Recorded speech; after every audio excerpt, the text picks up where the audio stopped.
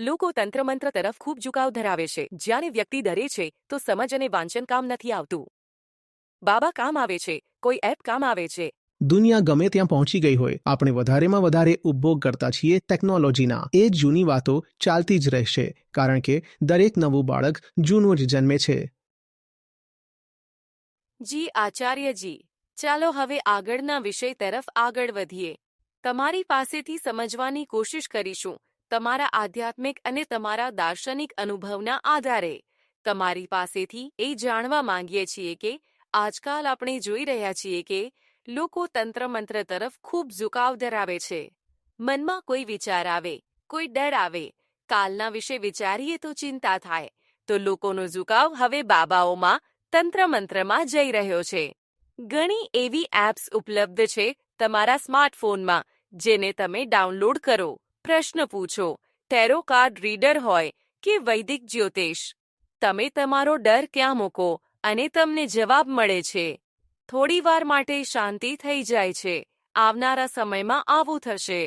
પછી ન થાય તો વધુ સખત પગલાં લો. તંત્રમંત્ર તરફ વધો. લાગે છે કે એથી કદાચ મારું કામ બની જશે. હું તમારી પાસેથી એ સમજવા માંગુ છું કે આ બધા વચ્ચે આવું કેમ થાય છે.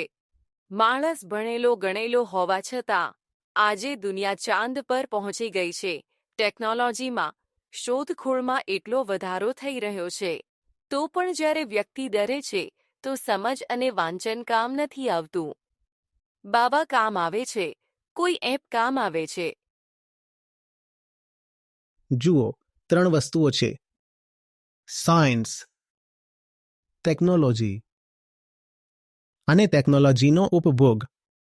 દુનિયા ગમે ત્યાં પહોંચી ગઈ હોય, આપણે વધારેમાં વધારે ઉપભોગ કરતા છીએ ટેકનોલોજીના. એની પાછળનું વિજ્ઞાન શું છે એ તો આપણને ખબર જ નથી. ટેકનોલોજી પણ શું છે એ પણ ખબર નથી. ઠીક છે ને? હમણાં જ આપણે બધા અહીં બેઠા છીએ, ખૂબ જ વિશિષ્ટ સભા છે. પણ જો હમણાં સ્પષ્ટ પૂછવામાં આવે કે અહીં જેટલા ઉપકરણો છે, તમે એનો ઉપભોગ તો કરી રહ્યા છો, પણ એ કેવી રીતે કામ કરે છે, એની પાછળનું વિજ્ઞાન શું છે તે કહો, તો નહીં કહી શકીએ. ખૂબ મુશ્કેલ થઈ જશે. આપણે માઇક હાથમાં પકડીએ છીએ, વાપરીએ છીએ, એકદમ મોં પાસે રાખીએ છીએ, પણ કહેવામાં આવે કે એની પાછળનું વિજ્ઞાન શું છે, તો આપણને નથી ખબર. તો આપણે વધારેમાં વધારે ઉપભોગ કરતા છીએ ટેકનોલોજીના. એનાથી આપણી અંદર વૈજ્ઞાનિક વલણ થોડું આવી ગયું છે. તમે કેમેરા ચલાવો છો, એમને ખબર છે કે કેમેરા કેવી રીતે કામ કરે છે. તમે ખૂબ સારા ગાડીના ડ્રાઈવર હોઈ શકો છો, એનો અર્થ એ નથી કે તમને ખબર છે કે એનું એન્જિન કેવી રીતે કામ કરે છે. એમાં વિજ્ઞાન શું છે? જી. તો એટલા માટે કે માણસ ચાંદ પર પહોંચી ગયો, તો શું થયું? આપણને ખબર છે કે કેવી રીતે પહોંચ્યો. કોઈ પૂછે, ચાંદ પર કેવી રીતે પહોંચ્યો? રોકેટમાં ઓછામાં ઓછો વેગ કેટલો હશે? એસ્કેપ વેગ કેવી રીતે ગણ્યો હશે? તો લોકો કહી ન શકે, ભલે તાળીઓ પાડે. ચંદ્રયાન, ચંદ્રયાન. એમને પૂછો કે કેવી રીતે થાય છે? રોકેટને ત્યાં પહોંચાડવા કેટલા તબક્કા હોય છે? લેન્ડિંગ વખતે રોકેટ એટલા ઊંચા વેગથી ગયું હતું. લેન્ડિંગ વખતે એનો લગભગ 0 વેગ કેવી રીતે કરી લે છે? તો આપણને ખબર નથી. તો જેમ પહેલા થતો હતો, ચંદામામા, ચંદામામા, તો હવે ચંદ્રયાન, ચંદ્રયાન. વૈજ્ઞાનિક વલણ થોડું આવી ગયું છે આપણામાં. અને હું હમણાં ફક્ત બહારની વાત કરું છું. 2 પ્રકારનું જ્ઞાન હોય છે. બહારનું જ્ઞાન, એને કહી દઈએ પરાવિદ્યા કે અવિદ્યા. અપરાવિદ્યા, જે અંદરવાળું છે, એને વિદ્યા કહી દઈએ. હું હમણાં બહારના જ્ઞાનની વાત કરું છું, કારણ કે આપણે સામાન્ય રીતે પ્રશ્ન એ જ કરીએ છીએ કે 21મી સદી છે, એટલી વૈજ્ઞાનિક પ્રગતિ છે, તો પછી આટલી અંધશ્રદ્ધા કેમ છે? પહેલી વાત તો એ કે 21મી સદી હોય કે 40મી સદી, બહાર કેટલી પણ ટેકનોલોજીકલ પ્રગતિ થઈ જાય, એથી કોઈ ફરક નહીં પડે. પરંતુ શું થઈ રહ્યું છે? ટેકનોલોજીના ઉત્પાદનો એટલા જટિલ થતા જાય છે કે સામાન્ય માણસ એકદમ જ સમજી ન શકે કે એ કેવી રીતે કામ કરે છે. એક અબેકસ હતું, જે કમ્પ્યુટિંગનું આદિમ સ્વરૂપ હતું. એ તમે જોઈને કહી દેશો કે આ કેવી રીતે કામ કરે છે. પણ તમારું ટેબ કે લેપટોપ, એ જોઈને તમે કહી શકશો કે કેવી રીતે કામ કરે છે. તો ટેકનોલોજી જટિલ થવાના કારણે જ માણસ એના વિજ્ઞાનથી વધુ દૂર થતો જાય છે. તમે સાયકલ ચલાવો છો, તમે સાયકલ જોઈને કહી દેશો કે આ કેવી રીતે કામ કરે છે. એમાં જે સંક્રમણ થાય છે પાવરનું, એ તમને દેખાય છે ને, ચેઇન દેખાય છે. તમે કહો છો, અચ્છા, આમાં ચાલું છું તો આમ થઈ જાય છે. તો ત્યાં અંધશ્રદ્ધાને અવકાશ નથી. કોઈ તમને કહે કે સાયકલ તો જીન ચલાવે છે, સાયકલમાં પાવર જીનથી આવે છે, તમે માનશો નહીં. કેમ નહીં માનો? કારણ કે તમારા પગ પર દબાણ પડ્યું છે. તમને ખબર છે પાવર ક્યાંથી આવે છે. એ આદિમ ટેકનોલોજી છે, સાયકલ. અને તમે જોઈ રહ્યા છો કે કેવી રીતે તમે અહીં પેડલ માર્યું તો ચેઇનથી ટ્રેક્શન પાછળ ગયું અને એને ફરવાનું શરૂ કરી દીધું. પણ તમારી સામે એક જબરદસ્ત state of the art vehicle મૂકી દેવામાં આવે અને એના એન્જિન વિશે તમને કંઈ પણ કહી દેવામાં આવે, તમે માની લેશો ને? કારણ કે તમને કંઈ ખબર નથી. તો ટેકનોલોજી જટિલ થવા સાથે સાથે અંધશ્રદ્ધા વધવાની શક્યતા વધારે વધી ગઈ છે. વિચારો તમે, હવે તમે કંઈ નથી જાણતા, કઈ વસ્તુ કેવી રીતે કામ કરે છે. તમે કહી શકો છો કે આ ઉપકરણ કેવી રીતે કામ કરે છે, આપણે કંઈ નથી જાણતા. સામાન્ય માણસની જે વૈજ્ઞાનિક પ્રગતિ થઈ છે અને સામાન્ય માણસની વૈજ્ઞાનિક જાગૃતિ, એ બંને વચ્ચે કોઈ સમાનતા નથી રહી. વૈજ્ઞાનિક પ્રગતિ ખૂબ આગળ નીકળી ગઈ, ટેકનોલોજી ખૂબ ઊંચી બની ગઈ અને સામાન્ય માણસની વૈજ્ઞાનિક જાગૃતિ ખૂબ થોડી રહી ગઈ છે. એક પાવર જનરેટ થતો હતો, આગ હતી, આગથી પાણી ગરમ થયું, તમને દેખાઈ જતું. સારું, તો સ્ટીમ એન્જિન આમ કામ કરતો હશે. જી. હે ને? હવે તમને પૂછવામાં આવે કે એક એઆઈ એન્જિન કેવી રીતે કામ કરે છે, તમે નહીં કહી શકો, કારણ કે વાત ખૂબ જટિલ થઈ ગઈ છે. એટલું જ નથી થયું, અંદરથી તો આપણે તે જ જૂના પ્રાણી જ રહી ગયા છીએ અને હાથમાં આવી ગઈ છે આપણી ટેકનોલોજી. સ્માર્ટફોન આવી ગયો છે, in the hands of a stupid mind. તો તમે એ સ્માર્ટફોનનો ઉપયોગ શેના માટે કરો છો? બાબાજીના વિડીયો આમ તેમ વાયરલ કરવા માટે. સ્માર્ટફોનનો ઉપયોગ થઈ રહ્યો છે અંધશ્રદ્ધા વધારવા. કેટલી વિચિત્ર વાત છે. જે માણસ એ સ્માર્ટફોન પર જાદુટોના, તંત્ર મંત્ર, બાબાજી, આથે, કૃપા પ્રસાદ, આ પૂછવો, એ પૂછવો, બાબાજી મને કહો મારા કષ્ટ કેવી રીતે દૂર થશે. જે મોબાઈલ ફોન પર આ થઈ રહ્યું છે અને જે કેમેરા પર બાબાજીનું શૂટિંગ થઈ રહ્યું છે, એ કયા સ્તરના વિચારથી બન્યું છે?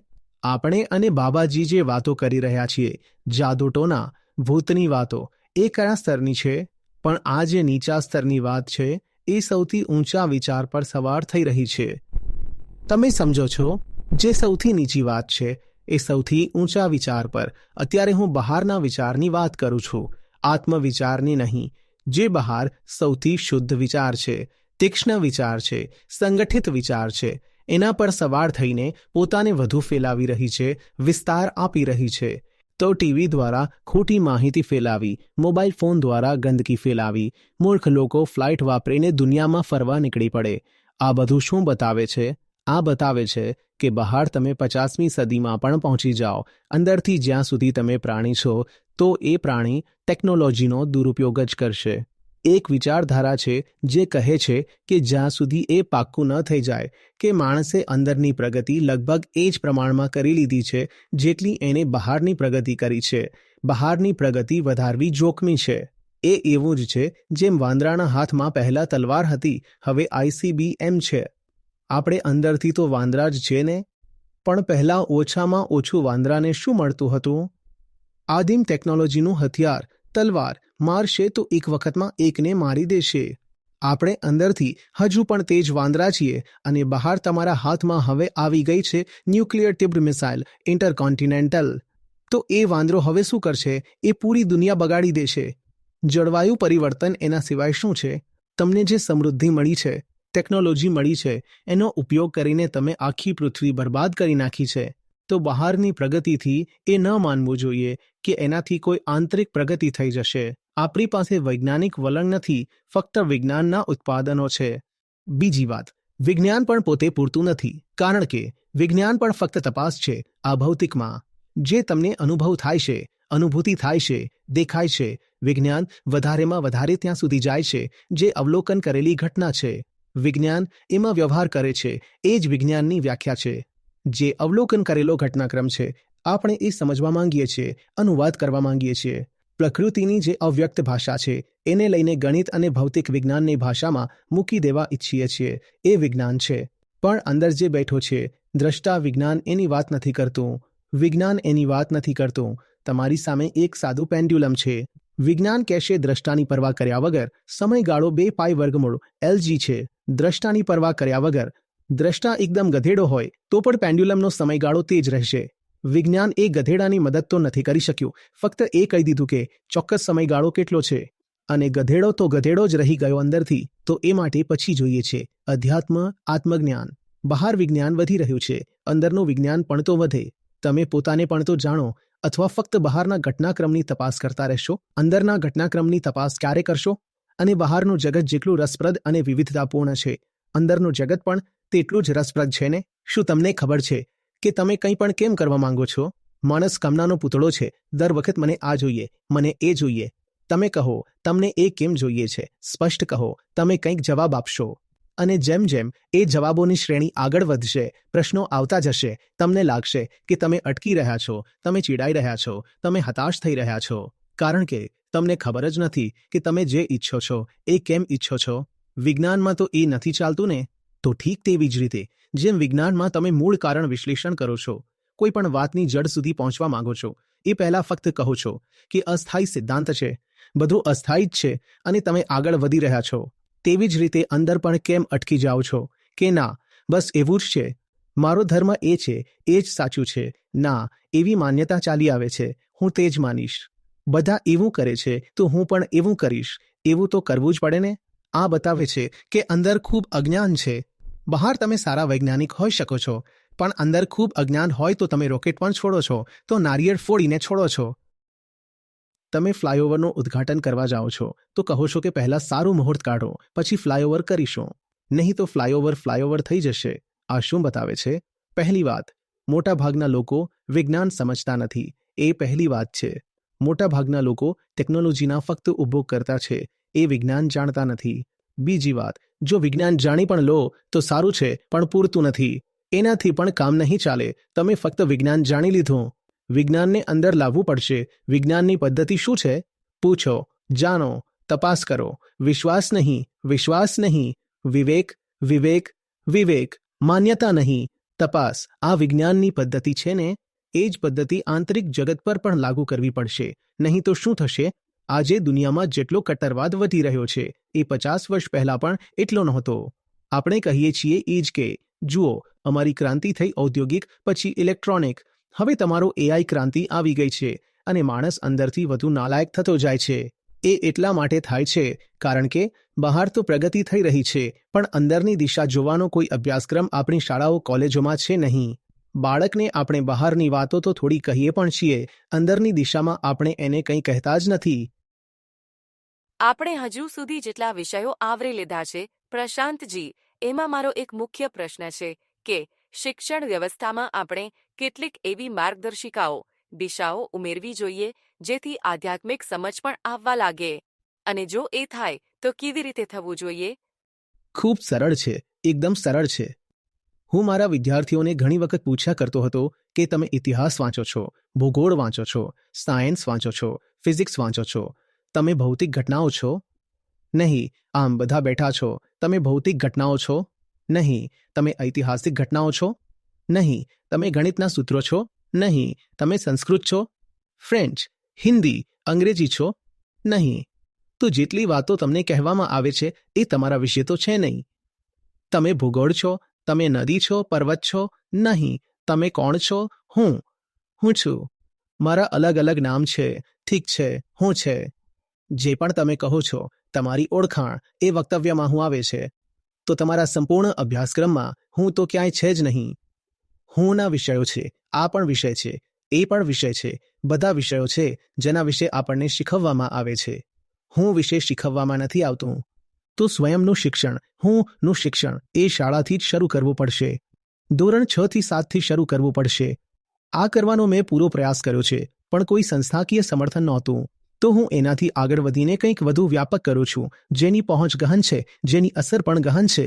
પણ જે કામ હું હમણાં કરું છું એ ખૂબ સરળ થઈ જશે જો એ શાળાના સમયથી જ શરૂ થઈ જાય.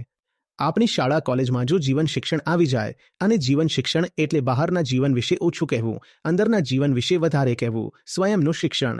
જો એ લાવી દીધું કે જુઓ, સારું બેટા, તને શું સારું લાગે છે? મારા ટિફિનમાં હંમેશા ચિકન હોય છે. સારું, તારા ટિફિનમાં હંમેશા શું હોય છે? એના ટિફિનમાં તો આલુ પરાઠા હોય છે. સારું, તારા ટિફિનમાં ચિકન કેમ હોય છે? ચાલો એની તપાસ કરીએ. આપણે સારું ખરાબ નથી કહેતા, કોઈ નૈતિક વલણ નથી લઈ રહ્યા. આપણે સમજવા માંગીએ છીએ કે એ કેમ હોય છે.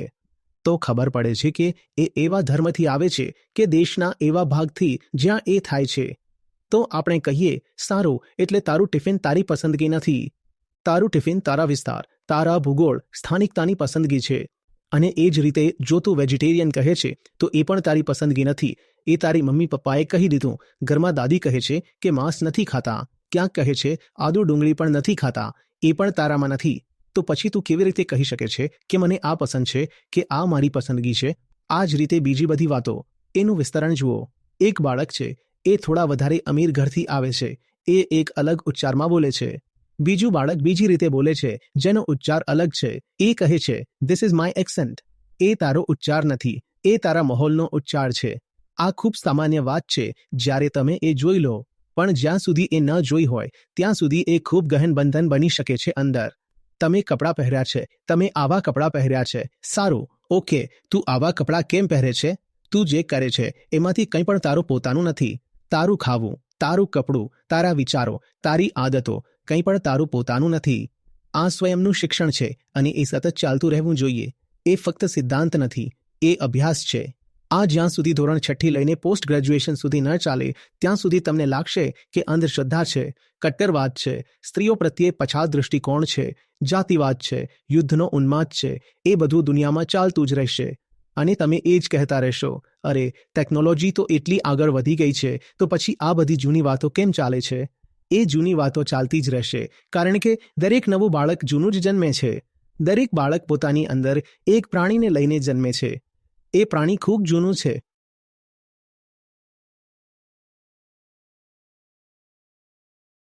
તો બહારની પ્રગતિથી અંદરનું એ જૂનું પ્રાણી છે, પ્રાચીન, એ નથી મરી જતું. એને વારે વારે શિક્ષણ આપવું જ પડશે.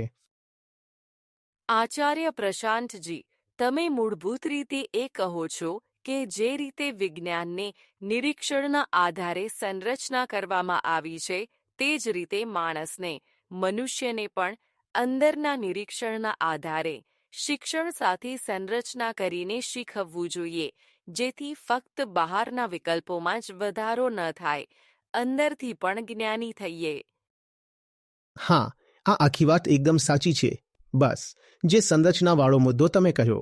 જુઓ, બહારના અભ્યાસમાં સંરચના તો જરૂરી જ છે અને જેટલી સંરચના હોય સામાન્ય રીતે એટલું સારું હોય છે. પણ આ જે આંતરિક શિક્ષણ છે એમાં જેટલી ઓછી સંરચના હોય એટલું સારું છે. થોડી સંરચના તો હશે, ઠીક છે, પણ જેટલી ઓછી એટલી સારી. નિરીક્ષણ કરવાની સ્વતંત્રતા હોવી જોઈએ. સંરચના એ સ્વતંત્રતાને અવરોધે છે, રોકે છે. અંદર જોવાની સ્વતંત્રતા હોવી જોઈએ. એ નહીં કે સંરચનાનો અર્થ શું થશે. આ રીતે જુઓ, આ સમયે જુઓ, આ પદ્ધતિથી જુઓ, ત્યાં બેસીને જુઓ, ધ્યાનમાં આંખો બંધ કરીને જુઓ. એ નહીં, પૂરી છૂટ છે, ખુલ્લું આકાશ છે. તમારે સતત જાગૃત રહેવાનું છે. તમારે બેહોશ નથી જીવવાનું. એક જ જીવન છે. બેહોશીમાં વિતાવીને શું મળશે? તો સતત જાગૃત રહો. આ શું ચાલી રહ્યું છે વહીં ન જાઓ. અંદર બહુ માયા હોય છે જે કહે છે હું જ સત્ય છું, હું જ સત્ય છું. અંદરથી કંઈક ઉઠે છે અને સત્ય લાગે છે, તો સતર્ક થઈ જાઓ. વધારે શક્યતા એ જ છે કે એ જૂઠું છે અને સત્યનું નામ પહેરીને આવ્યું છે. તો આપણી અંદરનો જે ભય છે એ આપણને અંધકાર તરફ લઈ જાય છે. આપણે ઉલટું છે. અંધકારથી ભય પેદા થાય છે. અંધકારથી ભય પેદા થાય છે. ઓરડામાં અંધારું છે, ખટખટ થઈ રહ્યું છે, તમે બહુ ડરી ગયા છો. પ્રકાશ કર્યો તો ખબર પડી બિલાડી હતી. અંધકારથી ભય પેદા થાય છે. મૂળ સમસ્યા અંધકાર છે. એની જ અવિદ્યા, એની જ અજ્ઞાન કહે છે. એ દૂર થઈ ગયો તો ભય વગેરે બધું આપોઆપ દૂર થઈ જશે. ભય બસ પડછાયો છે અજ્ઞાનનો. આચાર્ય પ્રશાંતજી, તમે 16 ગીતાના સ્વરૂપોને સરળ કરીને કહ્યા છે. તમે 60 ઉપનિષદોના 60 સ્વરૂપોને સરળ રીતે લોકો સુધી પહોંચાડ્યા છે. આ કાર્યક્રમના અંતમાં હવે આપણે અંતે આવી ગયા છીએ. કેટલીક એવી વાતો જે મૂળભૂત હોય, જે યાદ રહે, જે આપણે પોતાના જીવનમાં અપનાવીને જીવનને સરળ અને સહજ બનાવી શકીએ, એ તમે અમારા દર્શકોને કહો. હું તો એ જ ઈચ્છીશ કે કંઈ યાદ ન રહે. જો ગહનતાથી સાંભળ્યું છે તો સાંભળવું જ પર્યાપ્ત છે. હવે અલગથી યાદ કરીને જવાની તો જરૂર ન હોવી જોઈએ. તેમ છતાં જે વાત પર તમારો આ પ્રશ્ન લગભગ સમાપ્ત થવાનો છે, જે કંઈ લાગે છે, અનુભવ થાય છે, એના પ્રત્યે થોડો સંશયનો દૃષ્ટિકોણ રાખજો. કંઈક તમને અનુભવ થઈ રહ્યો છે તો એ અનુભવ માત્ર હોવાથી એ સત્ય નથી થઈ જતું. એ પણ કહેવું કે મને ખરેખર લાગે છે, મને દિલથી લાગે છે, એ સત્ય નથી થઈ જતું. આ દિલ બહુ ખોટી વસ્તુ છે. હું બિલકુલ બેઈમાની નથી કરી રહ્યો. એ મારી દૃઢ માન્યતા છે કે સત્ય સત્ય સત્ય. તમારી માન્યતા જેટલી પણ દૃઢ હોય એ સત્ય નથી થઈ જતી. એ વાત યાદ રાખજો. આપણે વિચારીએ છીએ કે બેઈમાની એ જ થાય છે કે મેં જાણી જોઈને જૂઠું બોલી દીધું. કોઈ જાણી જોઈને જૂઠું બોલે. હું કહું સાહેબ એમાં કોફી છે, તમે કહેશો જૂઠો, કારણ કે તમને ખબર છે કે હું જોઈ રહ્યો છું કે પાણી છે. જૂઠું ફક્ત એ જ નથી કે જાણી જોઈને જૂઠું બોલવામાં આવ્યું. વધારે મોટું અને વધારે જોખમી જૂઠું એ છે જેને તમે જ સત્ય માની રાખ્યું છે. જે આપણા સત્ય છે ને એ મોટા ભાગના જૂઠા જ છે. એમાં વિશ્વાસ કરવાનું છોડી દો. વિશ્વાસની જગ્યાએ જિજ્ઞાસામાં જીવવાનું શરૂ કરો. તમારા હિસાબે અધ્યાત્મની શરૂઆત અને અધ્યાત્મનો અંત શું છે? હું બંધનમાં પડ્યો છે ત્યાંથી અધ્યાત્મની શરૂઆત થાય છે. બંધન કપાઈ ગયા એ અધ્યાત્મની સાર્થકતા છે. આચાર્ય પ્રશાંતજી, ખૂબ ખૂબ આભાર.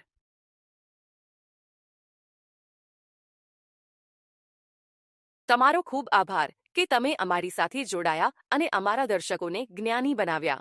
આગલી કડીમાં ફરીથી તમારી સાથે જોડાવાનો પ્રયાસ કરીશું. કેટલાક બીજા મુદ્દાઓ પર તમારો દૃષ્ટિકોણ લેવાનો પ્રયાસ કરીશું.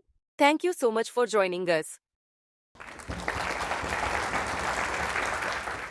Mm-hmm.